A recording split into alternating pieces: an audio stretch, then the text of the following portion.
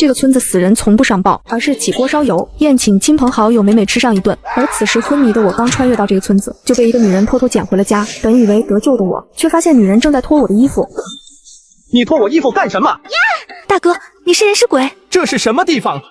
这里是晋阳五乡村。段誉经过简单询问后得知，他竟然穿越到了东汉末年。此时的曹操还没起事，关羽还在街头卖水果，甚至诸葛亮也只能在茅房趴着。而眼前这个女人的身份更炸裂，她居然是三国第一美女貂蝉。恭喜宿主穿越东汉末年，获得3级词条系统，初次开启系统，免费赠送宿主一个金色词条，10倍速度。不管宿主是学剑术，还是枪术，或者是兵法，宿主的领悟能力都是别人的10倍。这个系统牛掰啊！武能拳打吕布，文能算计诸葛亮。正当段誉沉浸在日后封侯拜将时，肚子却不争气的咕咕直叫。你是饿了吧？你等一下，我去给你拿吃的。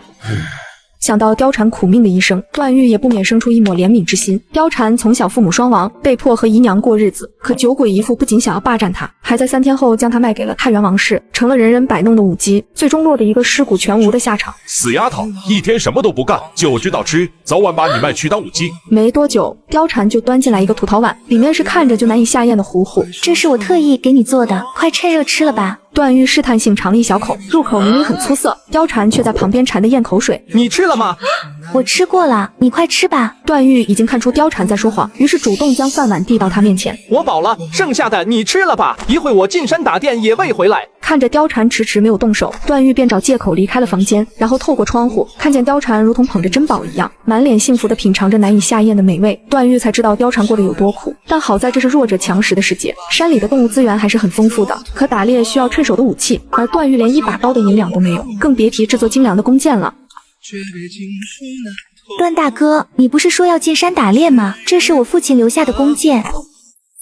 你就不怕我拿着弓箭走了，再也不回来了吗？不会的，蝉儿相信你。还有这枚鸡蛋，蝉儿刚煮的，段大哥也带上，留着路上吃。不多时，段誉背着长弓冲着貂蝉挥手道别。回去吧，天黑日落之前我一定回来。貂蝉担忧地点了点头，直到段誉的身影消失在视线，貂蝉才依依不舍地回到小院。死丫头，鸡蛋怎么就剩下一个了？另一个是不是你偷吃了？貂蝉被咒骂声吓得娇躯一颤，因为姨父每次喝醉酒，少不了对她一顿毒打，而今天姨父明显是喝醉了。今天有只鸡身体不好，就下了一个蛋。哼，你个死丫头，还嘴硬，往日都是2个蛋，今天怎么就1个？是不是给你捡回来的野男人了？我没有。姨父丝毫不顾貂蝉的辩解，拿起一根藤条就让貂蝉跪下。跪下！老子先收拾了你，再去收拾那给男人。貂蝉无助地看向屋内，若不是为了照顾生病的姨娘，她是肯定不会留在这个家的。全村共100户人家，已经饿死了99户，唯独这家却顿顿有肉吃，并且院子里还挂满了狼王肉。原来男人是兵王穿越而来，每次进山打猎都能百发百中，连凶猛的狼王都能猎杀，引得村民纷纷前来围观。蝉儿，这些肉吃不完就坏了，不如你拿去给邻里们分了吧。段大哥，你心肠真好，这几年闹饥荒，乡亲们都几年没尝过肉味了。段誉将肉分成20份，每份大概2斤左右，然后冲着门外的邻里招手：大家都进来吧，这些狼肉我都分割好了，都来拿一份回去开荤。村民们虽然几年没吃肉，但段誉毕竟是个外乡人，还独自猎杀了狼王，他们都惧怕的不敢上前。直到这个叫石头的青年壮着胆子和段誉搭话：段大哥，我能和你学打猎吗？当然可以，但你要带头领肉，只有吃饱饭以后才有力气拉满弓。谢谢段大哥，我现在就去领一份。看到石头和段誉搭上话，其余的村民也纷纷上前，直到最后一份分完之后，段誉又收拾了一只野鸡，让貂蝉炖汤给姨娘补身体。蝉儿，你找了一个好男人啊，以后有阿宇照顾你，姨娘放心了。姨娘，段大哥还没答应留下来呢。阿宇，我家蝉儿这么漂亮，你肯定欢喜的，是吧？我是想要娶貂蝉，但感情都还没培养，这也太突然了吧。阿宇啊，蝉儿命苦，自小就没了爹娘，本来我没有孩子，想着能照顾好他，可我这身子不争气，反而连累了蝉儿这么多年。姨娘，蝉儿不苦的，只要姨娘的身体能好，蝉儿就不觉得苦。阿宇，你是个好男人，日后我就将蝉儿交给你了，你能答应姨娘照顾好蝉儿吗？姨娘你放心，我段誉虽然没有太大的本事，但我会照顾好蝉儿的，不会再让她吃苦受累。与此同时，太原王氏看到貂蝉的画像后，当即找到他的姨父李二狗，准备花重金买下貂蝉。在下乃是太原王氏的管家，今日前来是偶然间听闻李兄家中有一女，长相出众，而且年龄适中，而我王王室正好缺少武姬，所以特此前来商量一二。武姬是古代最低等的贱籍，普通人家情愿成为流民，也不肯让女儿成为武姬。可貂蝉的姨父却想着抬价。张班主，咱家貂蝉可是1等1的美女，怎能卖去当一个贱籍？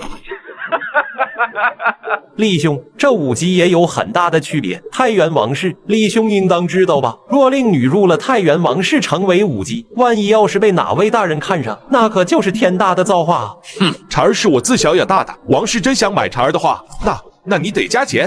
嘿。厉兄放心，只要你签了这份契约，我可以出一个金锭子。一个金锭子相当于1万钱，而李二狗就是一个烂赌鬼，哪里见过这么多钱，当即就签下了卖身契。而王氏丢下1000定金后扭头就走，根本不怕李二狗反悔，因为这里是滨州太原，太原王氏这4个字在太原就是天。养了这么多年，总算是见着回报了。既然早晚都要便宜人家，不如我先回家享用一下。正当李二狗在路上幻想缠绵时，被人给一棒子敲晕了过去。醒来后已经跪在了马三面前。马三是10里8乡有名的豪侠，平日里开设一些赌坊，做一点强买强卖的勾当。狗子，你在我赌坊一共输了5000钱，来人，剁他4根手指，1根抵1000钱，咱们之间的账就算是抹了。三爷不要，我有钱，真有钱。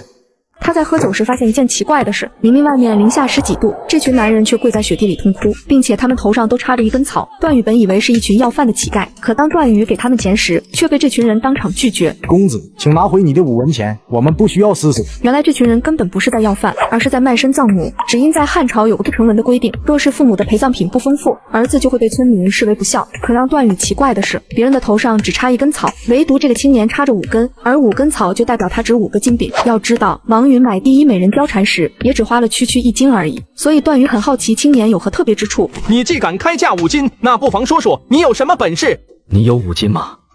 别人瞧不起我也就算了，你一个卖身葬母的竟也敢瞧不起我？看到段誉手里的5个金饼，青年伸手就要抢走。你抢我金饼干啥？拿钱葬母。你这家伙是不是有啥毛病？我只是说我有5斤，但是我没说要买你啊。不买走开。好家伙，还是个闷葫芦！你既然想让我买你，总得说说你有什么特别之处。你要知道，这5斤我能买好几个美币，能生一堆孩子。我不能生孩子。你这家伙也太耿直了吧！谁花5斤买你，谁就是大傻子。可就在段誉准备离开时，却听到让他如雷贯耳的人名：只要你买了我，从今往后，我高顺这条命就是你的。你让我杀人，我就杀人；你让我死，我马上就死。你刚才说你叫啥？根据史书记载，高顺是吕布麾下第1猛将，却因寡言少语而不受吕布待见。他统帅的县阵营不仅击溃过刘备，连曹操都畏惧3分。5个金饼给你，以后你的命就是我的了。公子，你是不是傻了？花5斤买一个有病的家伙，你不怕我拿着钱跑了？又或者我在骗你？我既给了你钱，就不担心你跑。若是你跑了，只能证明我看错人了，也怨不得你。在下高顺见过主公，等我安葬好母亲，就前来追随主公。两人约定下午在城东集合后，段誉决定先去马市买匹马，却撞见一辆马车在闹市狂奔。闪开，快点闪开，马惊了！段誉看清马车里的女人后顿时慌了，因为女人上午刚跟他定下一笔生意，主要是尾款还没付。卧槽，这个女人要是死了，我的100金尾款咋办？段誉不敢耽误时间，直接拿起长弓搭箭，铁箭夹杂着劲风，一箭爆射而出，当场射穿了战马的头颅。看到这一幕的百姓全都震惊地瞪大了眼睛。我的天啊，这家伙还是人吗？咱们晋阳真是藏龙卧虎，居然藏着一个这样好勇的壮士。不好意思，刚刚有点担心你，把你的马射死了。公子是担心我，还是担心尾款啊？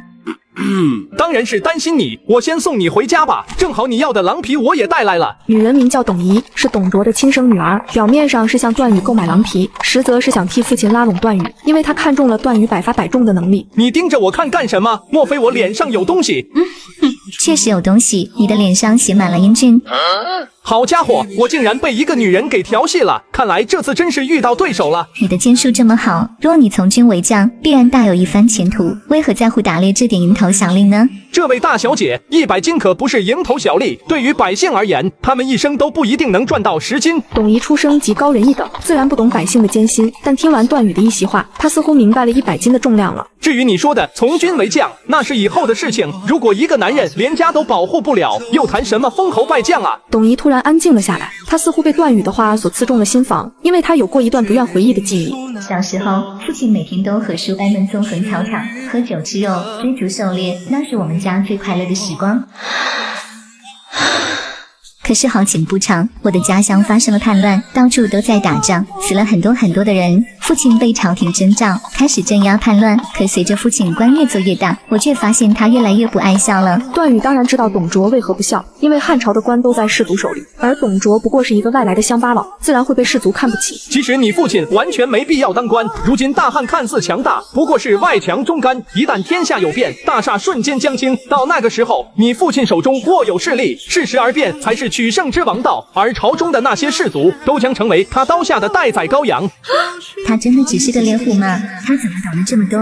很快马车到了董府附近，怎么停下了？董大小姐，你还未成婚，要是被你家下人看到，恐怕会给你惹来非议。我都不怕，你怕什么呢？该不会是怕我沾上你吧？或者是怕被你妻子知道？啊！咱们身份有别，董大小姐就不要说笑了。等段誉和高顺赶到家时，却遇见了一件十分棘手的事，县令居然让他去剿匪，而且还是县令自己养的土匪。他明明是月薪3000的穷县令，却在城外饲养了6000名土匪。但县令可不是为了造反，而是给来往的商人定下一条规矩：凡是来县城经商者，必须上交50%收益。一旦有人违反规定，当晚就会被土匪灭掉满门。但穿越而来的段誉并不知道这些，竟将卖狼皮的收益全额带回了家。结果第二天，县令就派人找上了门。刘大人，如果我没听错的话，你是说县令大人让我带人出城剿匪？没错，县尊听闻你有射虎之能，特意批准你继任村中有剿一职。至于剿匪这等美差，当然也是县令特意留给你的。好家伙，去和土匪拼命也能算美差？张大人，我上有80岁老母，下有未出生的孩子，你能不能把这美差送给别人？段有角莫开玩笑，土匪最近多次掠劫过路伤人，已经死了好几十人。县尊好不容易他名土匪老巢，怎可错失良机？是啊，段誉，这可是难得的机会，县尊钦点，这是天大的殊荣啊！这算哪门子殊荣？若我真是这个时代的人，那确实是殊荣，但我真不是啊！段有角莫慌，就凭你射杀老虎的勇武，清剿一些土匪自然不在话下。而且此事一旦立了功，那必然是要加以封赏的。虽然段誉根本不想去拼命，但毕竟是县令钦点，他只能硬着头皮答应这桩美差。为了剿匪时不出意外，段誉在村里挑了40个精悍的青年，然后交给高顺紧急训练。伯平，你要好好训练他们，以后这40个人就是咱们的黄埔17期。主公，我不太明白黄埔17期是啥子个意思啊？你不用管是什么，你只需明白，等到了天下大乱的那一天，这40人就是我撒下去的种子，可以变成4000人，乃至于4万人。高顺虽然性格有些犟，但练兵的能力毋庸置疑。平日里石头等人总是嬉皮笑脸，但是一见到高顺，就会立马变得老实乖巧。仅仅训练10来天的功夫，这支队伍就有了不可小觑的战斗力。伯平，好了，让大家解散，吃饭吧。站好军姿，以炷香时间，若有乱动者，饭时减半。好家伙，我刚还在貂蝉面前夸了你半天，你反过头来就啪啪打我脸啊！夫君，伯平练兵真的很努力啊！你看石头他们，这才过了几天，做事都规整了许多。这家伙哪里都好，就是这个臭脾气太犟了。貂蝉听后笑了笑，然后冲着高顺招了招手：“伯平，过来，别练了。”原地解散。段誉简直不敢相信自己的眼睛，因为根据史书记载，高顺是最不待见貂蝉的主，可如今却对貂蝉十分敬重。经过询问才得知，原来是高顺来到五村乡之后，祭拜母亲十分不方便，是貂蝉出钱将他母亲的坟墓迁到了五村乡，于是高顺便认了貂蝉为长姐。伯平，你年纪也不小了，村里的姑娘我给你看了几家，一会如果有相中的，就带她去你娘那里看看，告诉一声你要成婚了。傍晚时分，村民们都纷纷往家赶，而高顺却在石碑前自言自语：“母亲大人，如今儿承蒙主公收留，日子不像是以前那么苦了。长姐貂蝉，对儿也十分关心，等儿成亲之后，便会带着来给母亲看看。”高顺一边说，一边看向山下的村庄，看着那视线当中正在逐渐扩大的院落，高顺露出了会心一笑：“以前我没有能力保护家，现在我有能力了，所以请娘放心，就算是拼尽全力，我也要保护好这个家。”很快便到了剿匪之日，段誉决定只带20人，分别是王虎和石头2支10人小队，而最猛的高顺则被留在家看门。我这一去，恐怕不知道几日，留你在家中就是保家中无恙。这几日所有人吃住都在家里，最好不要外出，粮食我会让人从晋阳送来。还有夜间记得多注意防备。主公放心，我会照顾好家的。有你在，我放心的。这次前去剿匪，段誉总有种不好的预感。可如果他临时反悔，肯定要被县府追责。但只要去了，就能引蛇出洞，所以这一趟他势在必行。出发！与此同时，董卓正在府邸审视着他女儿。怡儿，这里没有外人，你跟爹说实话，你是不是喜欢段誉那小子？爹，段宇他已经成婚了。大丈夫3妻4妾不是很正常？男人有本事就是要3妻4妾。主公，有段宇的消息了。闻由你解说，叶儿现在就对这小子的消息感兴趣。刚刚属下听县内的官吏说，段宇被调遣来晋阳剿贼了。县府剿贼，自有晋阳出兵，为何要调遣村中有剿？这里面恐怕有事吧？主公猜的没错，属下略微调查了一下，县令要剿贼，但剿的却是龙山当中的贼寇。果然有问题。段宇这次恐怕凶多吉少喽。父亲，到底有何问题？伊儿可听闻过养寇自重？那龙山上的贼寇就是太守刘伟养寇自重留下的，而县令正是刘伟的门生。父亲，段宇根本不知道内幕，你快点出面救救他。伊儿啊，一个男人若是什么事情都仰仗别人，那注定了这辈子不会出息。这是一次危机，但对于那小子来说，何尝不是一种考验？为了得到别人的妻子，他竟出价900万，让县令安排男人进山剿匪，并且只准他带22个民兵，而龙山的土匪却足足有300余众，这简直和送死没有任何区别。可段誉不仅带22人进山了，还让县令的亲信当了监军，因为他也想知道到底是哪个不长眼的要杀他的。你要干什么？我可是监军。我再给你一次机会，能不能好好说话？段爷饶命，我说。回答我3个问题，答对了我留你一条生路，答错了刘大人怕是要因公殉职了，听懂了吗？段大人别杀我，刘某只是奉命行事。第1个问题，背后的指使是谁？是陈烨，陈县令，他让您来剿匪只是借口，真正的目的是要借贼匪之手除掉您。第2个问题，陈县令为何要加害我？是王府的长公子王盖，他看上了您的妻子貂蝉，所以才让陈县令杀您的。段大人，小人已经全说了，能放小人一命的吧？虽然段誉前世是个兵王，但太原王氏可是汉朝顶级氏族，在自己没有实力自保前，他还不能和王氏撕破脸，所以刘贺必须死。我本无心争雄，可你们却一步一步逼着我去争，那我就让你们看看什么叫做踏进天阶攻秦谷。诸位，你们刚刚也听见了，寨子里的贼匪有300余众，如果我说打，你们怕不怕？段大哥，我们能行的，我们不怕的。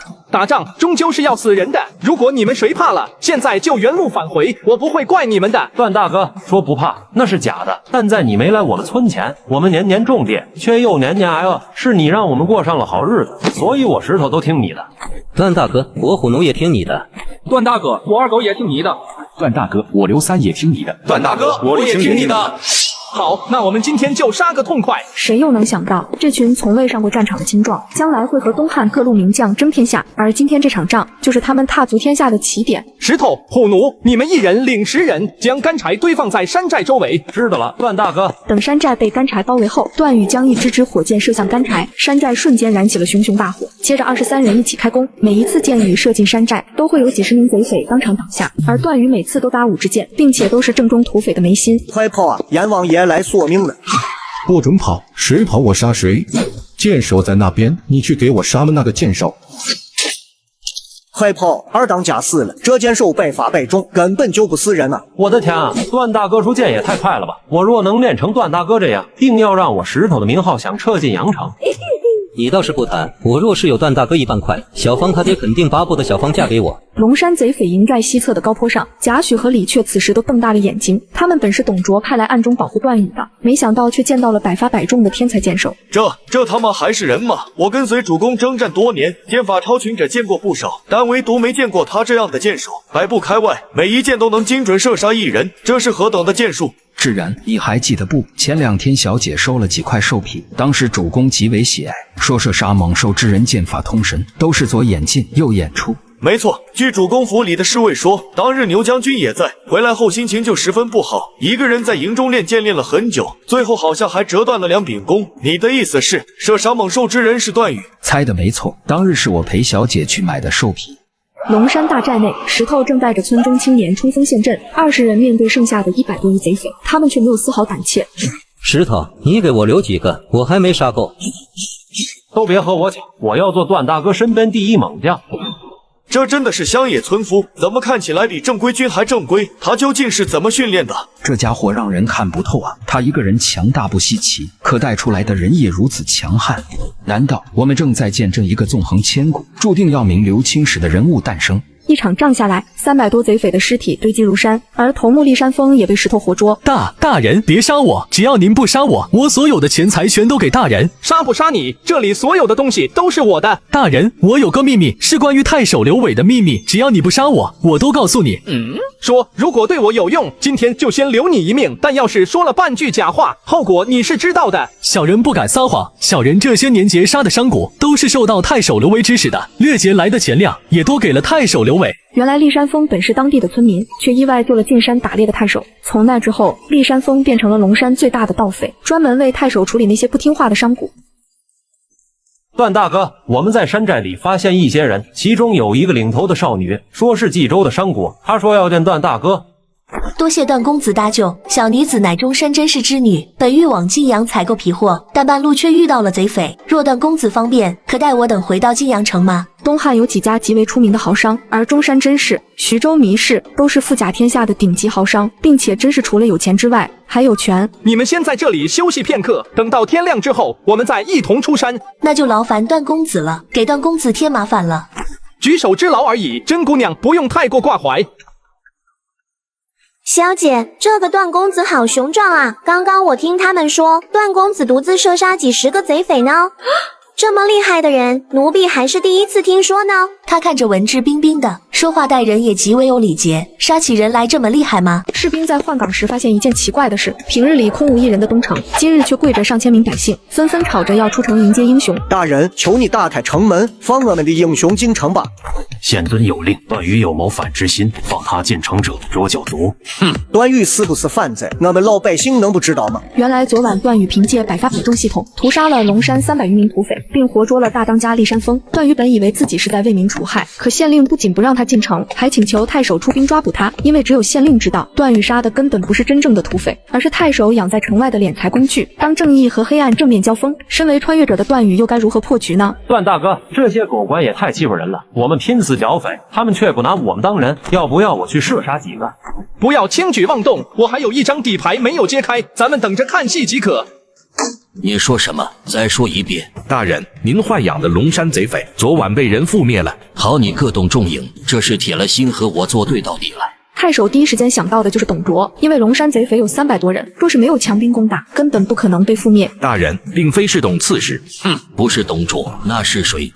是武村乡有角段誉啊！太守以为是自己听错了，有角只是个村官，一个上不了台面的小人物，怎敢灭他豢养多年的土匪？传本官令，调500兵卒去东城，本官要亲自看看，到底是谁给他的胆子，竟敢挡我的财路。很快，500军兵赶到东城，在城门开启的一瞬间，便如同蜂群一样涌出，而段誉却丝毫不慌，因为他的底牌已经到了，来人正是董卓部下华雄。此时有令，所有人不得乱动，违令者军法论处。王大哥，太守让我们缉拿段誉，刺史却不准我们动兵，咱们听谁的？按道理说，太守是一军长官，我们应该听太守的。可咱们并州乃是边地，董刺史拳头大一些，咱们还是听他的吧。大胆华雄，我乃一郡长官，还轮不到你家主子前来做主。校尉听令，给我拿下城外之人，若有反抗，格杀勿论。刘太守这么不给本官面子，莫不是有什么秘密，怕我知道吧？在不远处，董卓正和他的谋士李儒观察着东城的一举一动。主公，刘太守如此着急，肯定是土匪头目还活着，被段誉抓住了把柄，这可是主公的大好机会啊！刘太守出身9原刘氏，光凭勾结土匪这项罪名，想要扳倒他并不容易。文攸有何良策？不妨说说。扳倒刘太守确实难，但主公可以用把柄和他做个交易，将晋阳县尉一直要给段誉。段誉本身就是村中有角，这次剿匪又立下大功，晋升县尉正是不二人选。就怕这个臭小子不肯答应。主公多虑了，宜小姐如此倾心段公子，此番主公不如借着这个机会，让其和宜小姐完婚，也算是一桩美事，双喜临门啊！哈，文攸的良策深得我心，就是便宜了这个臭小子了。不多时，段誉就被带到了董卓面前。这是他第一次见到董卓，和影视剧中有些不一样。董卓的身躯不仅不肥胖，并且看上去还十分强壮。想想也是，能在乱世之中崛起的人，又怎会是一个庸碌之人？段誉见过刺史大人。臭小子，什么刺史大人？今天你要是不回来，一儿都要和我这个当爹的辞别了。讨厌了啦！段誉立马看向害羞的董仪，当即明白了董卓的想法。今天不认下女婿这个身份，他肯定活不过今晚。小婿段誉见过岳丈大人。臭小子，一儿是老子的心头肉，你以后要是不好好待一儿，老子可不是那柔弱的书生。请岳丈大人放心，自然不会。那贼匪的头领还活着吧？还活着。等会见到刘太守，你不要说话，交给我。以段誉现在的身份，还不配和太守对话。至于董卓说要主持，背后肯定是李儒在出谋划策。刘大人，给你介绍一下，这是我女婿段乙、段子义。段誉见过太守大人。没想到董刺史还有这等贤婿，真是难得啊。此时的刘维已经面色铁青，他料定董卓前来准备好事，但交易这种事自然不能明说，只能用指鹿为马的方式，所以董卓就选中了陈县令。陈爷，龙山贼匪交代，你以县令身份豢养贼匪，养寇自重，掠劫商户，可有此事？不，没有，我没有啊。既然你说没有，那是何人豢养贼匪，掠劫商户？要不要本官将头领带来，与你对峙一番？大人冤枉啊，下官没有啊。刘太守作为人精，早已听出了董卓的话外之意，没敢让陈烨继续喊冤。闭嘴！陈烨，你好大的胆子，竟然敢勾结土匪，谋财害命！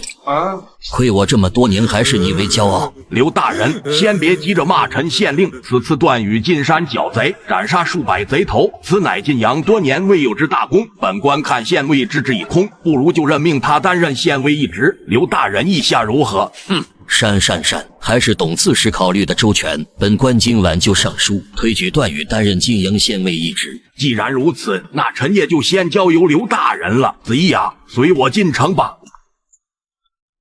击杀我也，董老贼，你给我等着瞧！这些年，太守和董卓经常暗中较量，但每次都是董卓吃亏。而今天这场博弈，胜利方毫无疑问是董卓，而且是前所未有的大胜。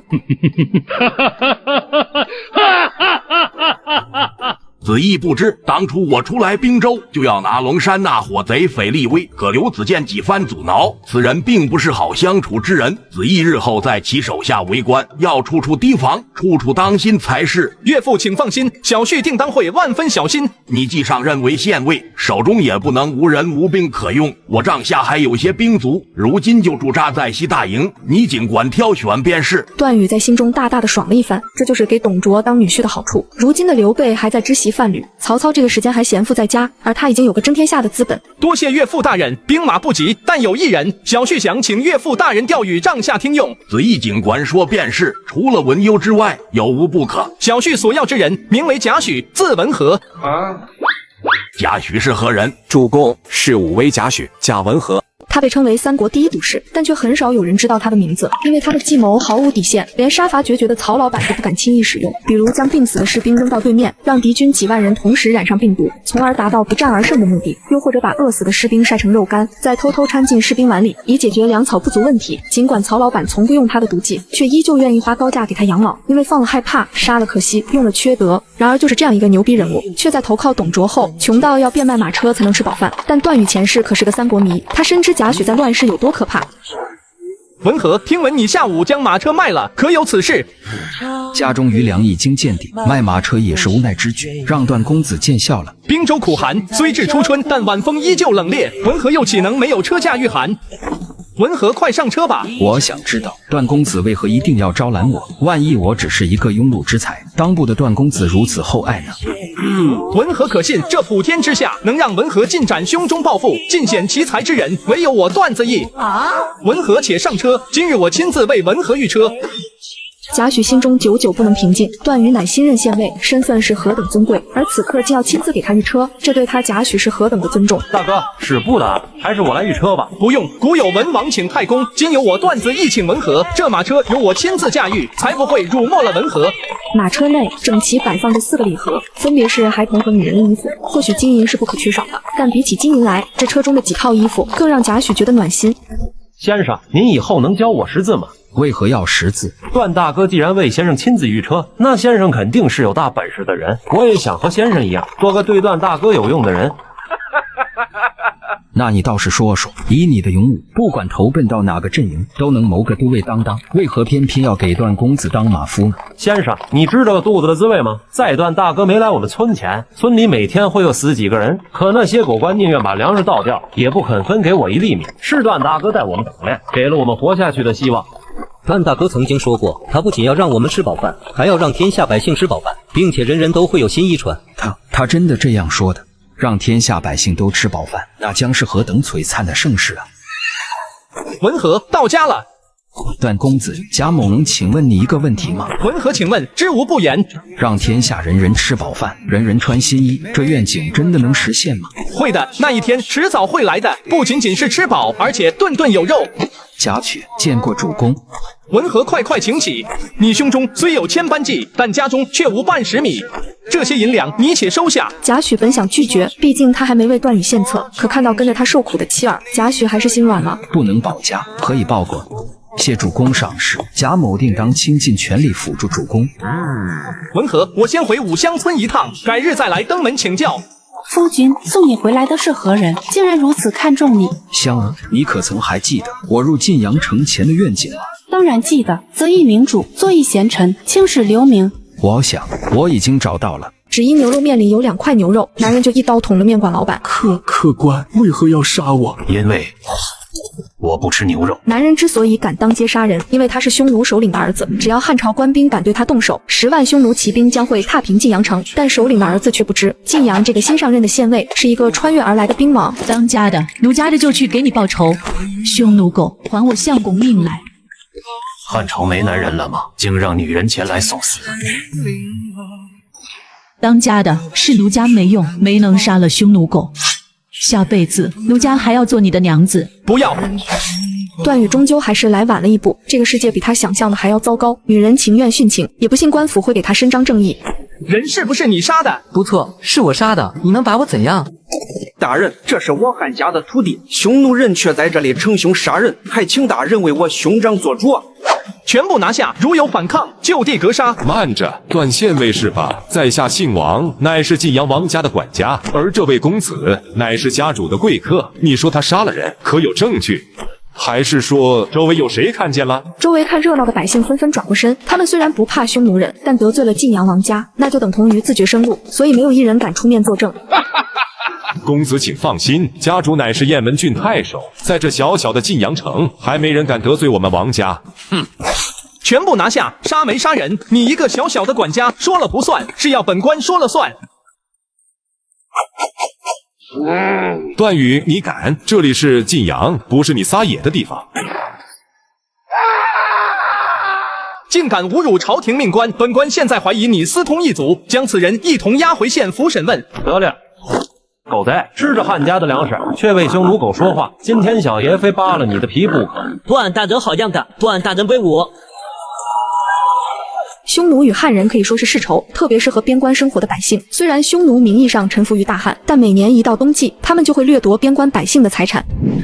你说什么？那段誉竟然敢如此！公子，此事喜事上的百姓都亲眼目睹，小人不敢说谎。段誉不仅斩了王管家的手，还将公子的客人抓走了。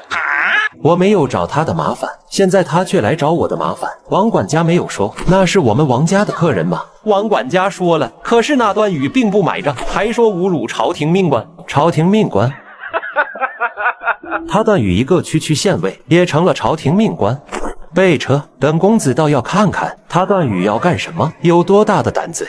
太守刘伟作为段誉的上级，自然成了王室施压的第一目标，但王公子却不知，段誉在第7集中已经拿到了刘伟的把柄。刘大人，匈奴人是我父的客人，特意交代让我照看好。那段誉不辨是非，说抓人就抓人。太守大人身为其上官，肯定要多多约束的，不然早晚会连累大人。这段誉胆子也太大了吧！今天才第1天上任，就和晋阳王室闹出了矛盾。王公子，匈奴人若是真的当街杀人，即便是本官出面，也要秉持公正。这么说来，刘大人是不想管了。既然您的贵客没有杀人，那段誉自然不会为难他的。若是刘大人做不了这个主，那我就只能去信给我父了。你快让你爹王柔来吧，段誉可是人家董卓的女婿，你王家是顶级士族不假，但董卓手里可有3000西凉军，你去动他女婿，简直就是找死。在漆黑的地牢中，段誉正亲自教柳白图用刑逼供，各种现代审讯技巧，看得柳白图眼花缭乱。从五乡村出来的四小将里，石头和虎奴如今是段誉的亲卫，而陈庆安一心研究兵法，未来带兵打仗肯定没问题。只有柳白图性格内向，内心却极为细致，很适合培养成一名死监。而身为一名合格的死监，不光要收集情报，同时还要精通暗杀和审讯。开始吧，今天是你的第一课。刚刚我传授给你的那些东西，在他们的身上，你可以尽情的施展。我只要答案，不要过程。别看这把手术刀已经生锈，但它的主人可是个狠角色。只要凶手敢不招供，轻则割掉舌头，重则剥皮剔骨，所以天下就没有他破不了的案。可今天他却遇到了硬茬，这个匈奴人宁愿被千刀万剐，也不肯说出他来晋阳的目的。你这个恶魔，我是不会说的，有种你杀了我。放心，我不但不杀你，我还要帮你疗伤，然后再就的伤口重新动刀。主公，柳白图平时看着很腼腆，怎么一审起犯人来，就像恶魔附体一样？若是让贾诩知道柳白图的手段都是我教的，不知道贾诩会是什么表情。每个人都有属于自己的特长，再平凡的人总有发光的地方。我说，我叫呼除权。经过柳白图半个小时的折磨，段誉终于拿到了匈奴人的供词，可里面的内容却让他震惊不已。根据呼除权描述，他来晋阳是向王氏购买兵器的，而王柔身为一郡之首，竟为了家族利益，多次向异族出售汉朝违禁品。文和觉得我们要不要扳倒王柔？勾连异族，罪不可恕。主公以此可名扬天下。可我们只有呼除权的供词，却没有王柔暗通异族的实际罪证。如此一来，就算上报朝廷，恐怕也无法将其罢免。呼除权手中虽无罪证，但属下知道一个地方定然会有。王柔手中吗？我知王柔手中一定会有，可在没有将其官职罢免之前，我们怎么动他？非也，王柔虽然是雁门郡的太守，但王氏的府邸就在晋阳城。文和的意思是去抄了他老巢，抄没王家影响甚大，此事还要看主公定夺。自古刑不上士大夫，王柔之子虽无官职，但却是妥妥的士族。如果段誉这次抄家失败，那日后他在晋阳将寸步难行。勾连异族，罪无可恕。王柔做的那些事情，足够他死100次了。主公大义。当晚，在段誉的带领下，500凉州军全体出动，向王氏府邸快速前进。与此同时，王姬在家也收到了风声，当即唤来了家中死士，将此信速送于我父亲手中，路上不能有半点耽搁。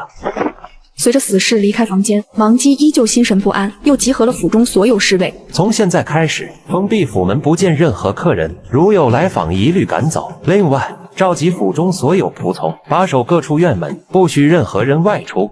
从县府到王府距离并不远，段誉只用了10分钟，便带凉州兵包围了王府。高顺叫门，高顺左手按着腰间的刀柄，谨慎地来到王府大门前。何人敲门？把门打开，县尉大人要见王姬。我家公子有令，恕不见客，你们进回吧。大人，他们不敢冲进来吧？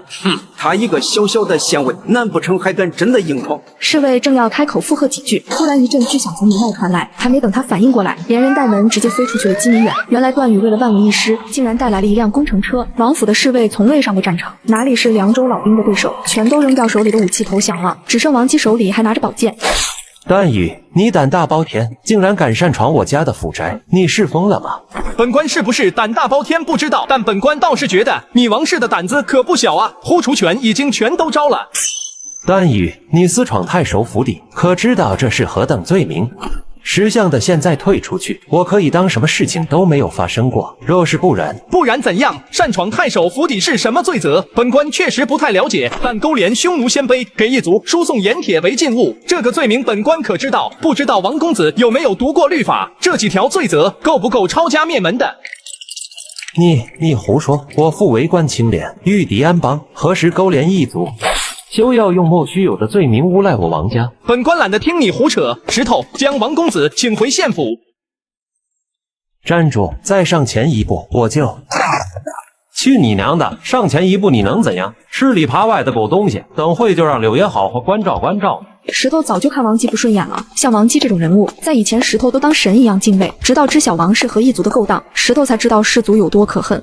主公，这是王柔和匈奴来往的信件。有了这些信件，再加上呼除权的供词，王柔通敌卖国基本是铁证了。这一晚，晋阳城灯火通明，谁都不知道段誉要干什么，甚至董卓都担心的难以入眠，特意让李儒到晋阳打听情况。子义呀，你糊涂啊！王氏可是士族，你怎敢抄他的家呀？文幽先生，事发紧急，你先看看这些信件。当李儒看到信上的内容后，一双眼睛瞬间瞪大，就连双手都有些颤抖。这怎么可能？像这样的书信，王府足足还有上百封。除此之外，还有王柔这些年获取的报酬，每一笔都记载得十分详细啊！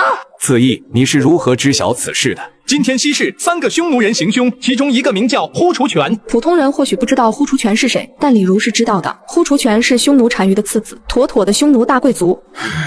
子义呀，即便是有呼除权供词，但对一个士族动手，这确实有些太冒险了。文幽先生说的是，但人这一生又何尝不是一场赌局？还劳烦文幽先生回去转告我岳父，既然罪证已经拿到，我要趁王柔没有防备之际，去雁门郡将其抓捕归来。好，我这就回去禀告主公。那就劳烦文幽先生了。第二天，城西大营外，一支1000人骑兵整装待发，他们是董卓借给段誉的飞熊骑，而首领正是被关于温酒的华雄。段公子，末将奉主公之命，领800飞熊骑交与你统领。劳烦华将军了，请华将军转告我岳父，子义一定不负他厚望。天下旌旗尽出良病，而这其中的飞熊骑，又是董卓麾下精锐中的精锐。出发。伙夫每盛1碗粥，都要先往粥里掺半斤沙子，再递给来领饭的守城士兵。掺了沙子的粥不仅难以下咽，而且容易生病，但士兵们却敢怒不敢言，因为这是将军贪污军粮的惯用手段。这可把新兵铁蛋气得够呛，直接一枪捅了伙夫。我王铁蛋一腔的血，为国驻守边关，而你们这群狗东西，却只想着中饱私囊，真是该杀！何人闹事？来人是楼烦关副将张辽，他平时都和士兵同吃同住，对待手下更是亲如兄弟，所以士兵们都很尊敬他。张将军，我们现在一日一餐，还只有稀粥，再这样下去，怕是不等匈奴人打来，我们就已经饿死了。太守大人还没送来粮草吗？前几天送来了5000石粮草，只不过都被王将军扣下了。扣下了？谁给他的权利？王校尉说，粮草留着战时紧急备用。胡闹！若平日都吃不上，还留到什么战时？我这就去王府要个说法。将军不可，王翰乃太守王柔的侄子，将军您去找他要说法，恐怕会是得其反啊。若是平日里也就算了，可眼下匈奴大有来犯之意，士卒们吃不饱饭，又如何卖命拒敌？别拦着我，我倒要看看这些粮草究竟是充填了库府，还是进了他王翰的私囊。策马狂奔的张辽勒住战马的缰绳，在王府门前深吸了一口气，强行压住心中的怒意后，找到正在享乐的王校尉。今天这是什么风，竟然把张校尉给吹来了？快请坐。张辽扫了一眼座位，但并未挪动脚步。王校尉，在下前来只是有一事请教。前日太守送来的军粮，王校尉为何要扣下大半？眼下关内缺粮，士兵食不果腹，万一有敌来犯，士兵怎么御敌？张校尉，本官只是怕敌人前来围城，到时关中若无粮草，如何坚守？所以本官才下令储存了一些粮草。张校尉说是不是这个道理？若将士们平日都吃不饱，何须等到战时？王校尉，还请将粮草放出来，给将士们填饱肚子。你是在教我做事？别忘了，我才是楼烦官的主将，而你不过就是我的副将。王校尉不放粮也行，但我要巡查一下辎重库府，以确保粮草无恙。张文远，你好大的胆子！就算监督，也轮不到你来监督本将。滚出去！张辽紧紧地攥住拳头，他数次上书给太守王柔，但所有信件全都石沉大海了。他只能脸色铁青地打道回府。比起王翰豪华的府邸，张辽居住的就是一座普通民宅。回到家中后，张辽便写了一封辞呈信。将军这是要走吗？非是我想走，而是这里已经容不下我。我走之后，这里的一切就都交给你了。将军若是这么一走，这楼烦官怕是要彻底烂透了。若他日真有匈奴来犯，怕是难以抵挡啊！将军不好了，有大量骑兵正在靠近我们。张辽惊恐地看向远处，一支1000人骑兵正向楼烦官逼近。好在并不是敌人，而是段誉奉命来抓太守王柔的。关下何人？为何前来？我乃晋阳城县尉段誉，奉命前往雁门郡抓捕太守王柔，还请将军放我等入城。张辽听闻心中大喜，不仅放段誉进了城，还把王翰贪污的事说了一遍。因为太守王柔勾连异族，本就应该株连9族，所以段誉二话没说，带人就包围了王府。段县尉前来所为何事？某来取你命段县尉有话好说，这是意欲何为啊？刺史大人有令，雁门郡太守王柔通敌卖国，立刻捉拿归案，押送洛阳。凡是抗命者，可先斩后奏。王将军，你身为王柔的侄子，自然也在抓捕名单中，难道你想抗命不成？张辽兄弟，他是假县尉，快将此人拿下！王翰，你身为楼烦官守将，却多次贩卖军粮军马，今日我就替兄弟们讨个公道。痛快！段县尉不知，王翰这厮我早就想将其斩杀。此人自从来到楼烦官之后，便克扣士兵军饷，贩卖军粮，真是该杀。文远大义，我心敬佩。文远，我还有个不情之请，不知文远是否能答应？段县尉，请说。若张辽能为之，绝不推辞。雁门郡乃是文远家乡，我此行从太原而来，并无向导。若文远能领路，那就十分稳妥了。段县尉邀请，文远莫敢不从。段誉之所以没有招揽张辽，是因为张辽家族乃雁门郡第一豪强，即便他辞官在家，也不太可能跟一个小小的县尉。但邀请就不一样了，迟早会被他的真情实意打动。而在王柔的府邸前，此时正有一个黑衣人高举令牌。我从太原晋阳而来，有要事见太守大人，事关太守大人生死。县尉带800士兵抓捕贪官，怎料贪官提前得到消息，直接带100车黄金投靠了匈奴，并且还要将县尉围死在边关。王太守放心，我王帐下有3000骑兵，而段誉不过区800人，斩他首级易如反掌。在下自然相信单于的能力，只不过王某曾听说段誉有杀虎之勇武，单于还是不要轻敌为好。胆小鬼，段誉在勇武，能挡住我王的3000铁骑吗？将士们，这30年来，匈奴时常掠杀大汉边关的百姓。今日不要与尔等一同染红这边关，为咱们边关的百姓报仇雪恨。给我杀！勇士们，斩断于首级者，赏玉器100件，牛羊1000头，给我杀！两军只对冲了一个回合，单于就知道段誉不好惹，因为几乎没有人能在他手上撑过一枪。短短半个时辰，匈奴已经阵亡了数百人。壮哉！如有一日，我能有段大哥的神采，当死而无憾。这段誉到底是何方神圣？为何会如此勇武？大王想要斩段誉，还需从长计议。我看咱们还是先撤吧。想跑？问过我手中的天龙破城戟了吗？杀！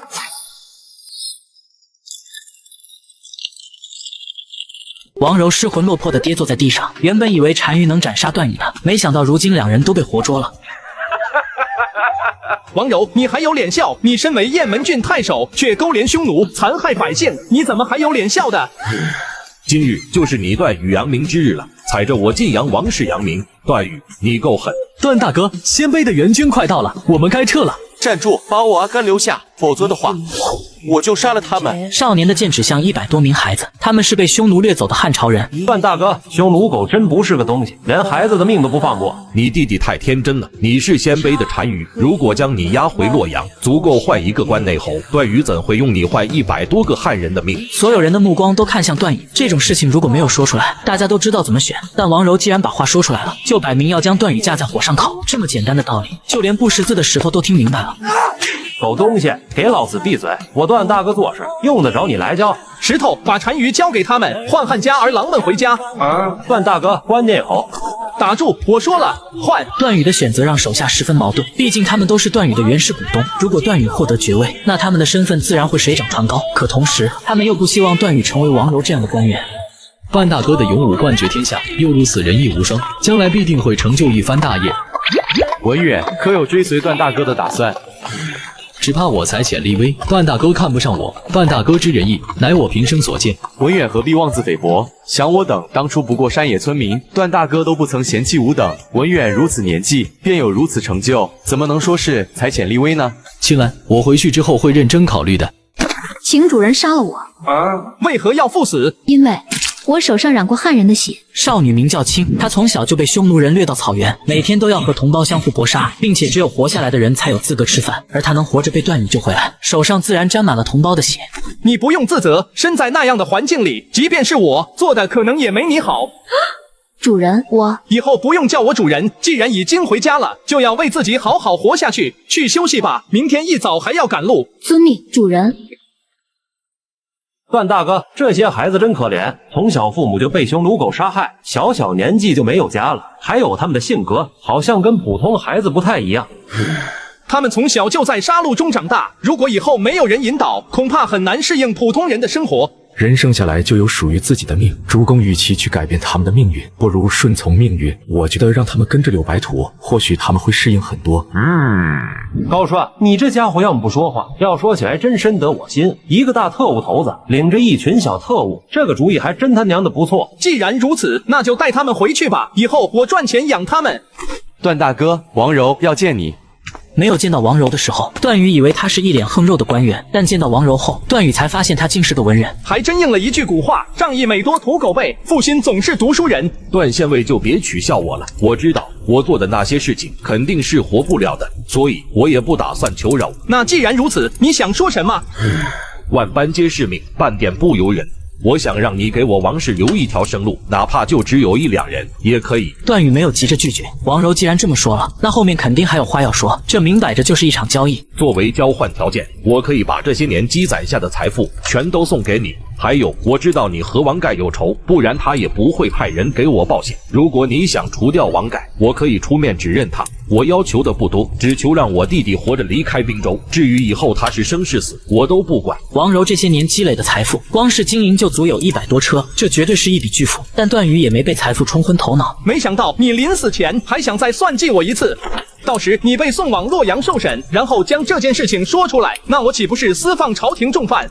你不会觉得我傻到了这种地步吧？如果你没有救这些孩子，我也绝不会和你做这笔交易。我相信你是一个信守承诺之人，我也不需要你的答应，我会用自己的方式来证明我没有坑害你的打算。